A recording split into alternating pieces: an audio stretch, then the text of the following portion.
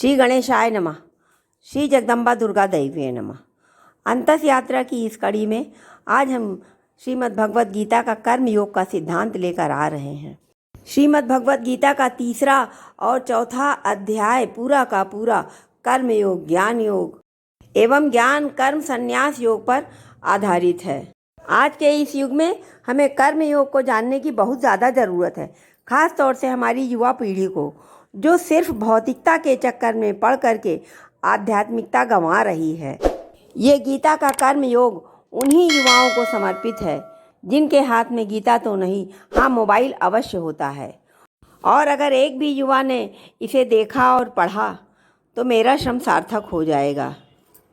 कर्मण्येवाधिकारस्ते माँ फलेषु कदाचन माँ कर्म फल हेतुर्भूमा ते संगोस्त्व कर्मणि। करीब करीब सभी ने इस श्लोक को सुना होगा। आज हमें इसको अपनाने की भी ज़रूरत है कि हम अपना कर्म सही, निर्धारित और संयमित तरीके से करें। भाग दौड़ में, प्रतिस्पर्धा में हम गलत रास्ते ना अपनाएं। हमारे कर्म सदैव सही होने चाहिए। श्रीमद् भगवत गीता के चौथे अध्याय में श्री भगवान ने अर्जुन को कर्म, अकर्म और विकर्म का भी ज्ञान दिया है। कर्म के इन सभी श्रेणियों पर बारी बारी से विचार कर लेते हैं। कर्म का एक और वर्गीकरण हमें देखने को मिलता है, प्रारब्ध कर्म, संचयी कर्म, क्रियामाण कर्म। इसी तरह कर्म को सकाम एवं निष्काम कर्म की श्रेणी में भी विद्वज्जन बांटते हैं। इसी प्रकार कर्म का एक और वर्गीकरण हमें देखने को मिलता है, त्रिगुणात्मक कर्म की बात हमारे शास्त्रों में की गई है, जिसमें कहा गया है कि कर्म सतोगुणी, तमोगुणी एवं रजोगुणी हो सकता है।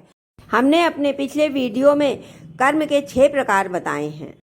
समय और दृष्टांत के अनुसार हमारे मनीषियों ने हमारे धर्म ग्रंथों में जो भी कुछ वर्णित है, हम वही आपके सामने लेकर आ रहे हैं। अब आइए कर्मों के सिद्धांत पर। सतोगुणी कर्म, पवित्र उद्देश्य से किए गए कर्म ही सतोगुणी कर्म कहलाते हैं। ये सर्वोत्तम श्रेणी के कर्म हैं। परोपकार, सेवा और ईश उपासना आदि इस श्रेणी में आते हैं। दूसरा रजोगुणी कर्म, जो कर्म अपने इंद्रियों की वासनाओं को पूरा करने के लिए किए जाते हैं, उन्हें ही रजोगुणी कर्म कहा जाता है। इस प्रकार के कर्म मध्यम श्रेणी में आते हैं। तीसरा तमोगुणी कर्म, जो कर्म शास्त्रों द्वारा पूरी तरह निषिद्ध एवं अधम बताए गए हैं, अर्थात हमारे शास्त्रों में जिन कर्मों को मना किया गया है उन्हीं को हम लोग तमोगुणी कर्म कहते हैं और यह निम्न श्रेणी का कर्म है। अब प्रारब्ध कर्म, इसे सामान्य भाषा में ऐसा समझा जाता है कि यही भाग्य में लिखा हुआ था। हमारी पूर्ण ईमानदारी व पूर्ण प्रयत्न से भी किया हुआ कोई प्रयास निष्फल हो जाए तो समझ लीजिए कि यह प्रारब्ध जन्य ही है, या फिर न्यूनतम प्रयास में भी अधिकतम मिल जाए। जैसे कहते हैं कि अंधे के हाथ बटेर लग गई, आपने सुना होगा, तो वह प्रारब्ध जन्य कर्म होता है। इस प्रकार से अब हम संचयी कर्म पे आते हैं। पिछले कई जन्मों के संचित कर्म को संचयी कर्म कहते हैं। इसका फल हमें कई जन्मों तक भुगतना पड़ सकता है। इसलिए कर्म का सिद्धांत अकाट्य है, इसे हमें जरूर मानना चाहिए। क्रियमाण कर्म, हमारे द्वारा जो वर्तमान में कर्म किए जा रहे हैं उसे ही हम क्रियमाण कर्म कहते हैं। भगवान अर्जुन से कहते हैं, ना माम कर्माणि लिम्पन्ति ना मे कर्म फले स्पृहा इति माम यो भिजानाति कर्म भिन्न स बध्यते। अर्थात कर्म फलों में मेरी स्पृहा नहीं है, इसलिए मुझे कर्म लिप्त नहीं करते। इस प्रकार जो मुझे तत्व से जान लेता है वह भी कर्मों से नहीं बंधता। हमारी भगवत गीता ही एक ऐसा मात्र हिंदू धर्म ग्रंथ है कि जिसमें भगवान के मुखार बिंदु से ही सब कहा गया है। इसे हमें अवश्य मानना, सुनना और समझना चाहिए। श्रीमद् भगवत गीता में भगवान ने कर्म, अकर्म और विकर्म पर अर्जुन को इस प्रकार समझाया है, किम कर्म किम कर्मेति कवयोप्यत्र मोहिता तत्ते कर्म प्रवक्ष्यामि यत् ज्ञात्वा मोक्षसे शुभात्। अर्थात कर्म क्या है और अकर्म क्या है, इन विषयों में तो विद्वान भी मोहित हो जाते हैं। इसलिए वह कर्म तत्व मैं तुझे भली बात कहूँगा, जिसे जानकर तू अशुभ से मुक्त हो जाएगा। कर्मण्य कर्म यः पश्येद कर्मणि च कर्म यः सा बुद्धिमान मनुष्येषु सा युक्ता कृत्सन कर्म कृत। जो मनुष्य कर्म में अकर्म को देखता है और जो अकर्म में कर्म देखता है वह मनुष्य बुद्धिमानों में कहलाता है। सरल भाषा में इसे यूँ समझे कि कामनाओं सहित किया गया कार्य कर्म है और ईश्वर को किया गया कार्य अकर्म है, यानी ईश्वर को अर्पित करके किया हुआ कार्य अकर्म है और निषिद्ध कर्म ही विकर्म है। भगवत गीता के कर्म के उपदेश को कर्म योग के नाम से जाना जाता है, जिसमें भगवान ने अर्जुन को अपना कर्म करने की सलाह दी है, लेकिन मन और बुद्धि भगवान में लगाए रखने को कहा है। यही है कर्म योग का क्रियात्मक स्वरूप, यानी मन और बुद्धि भगवान के साथ और कर्मेंद्रियां निर्धारित कर्म के साथ हों।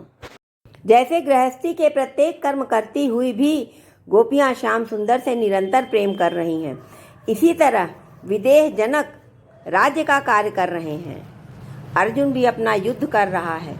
इसी प्रकार अगर हम भी अपना कार्य करते हुए मन एवं बुद्धि को भगवान के साथ जोड़े रखें तो अनंत जन्मों के पापों से हमें छुटकारा मिल जाए। भगवान फिर कहते हैं, तस्मात् सर्वेषु कालेषु माम नुस्मर युद्ध चा मयि अर्पित मनोबुद्धिर मामे वैश्यस्य संशयम्। अर्थात इसलिए हे अर्जुन, तू सब समय में निरंतर मेरा स्मरण कर और युद्ध भी कर। इस प्रकार तेरा संशय करना व्यर्थ है। इसका अर्थ यह है कि मन निरंतर श्याम सुंदर में हो एवं कर्तव्य पालन कर्म हम करते रहें।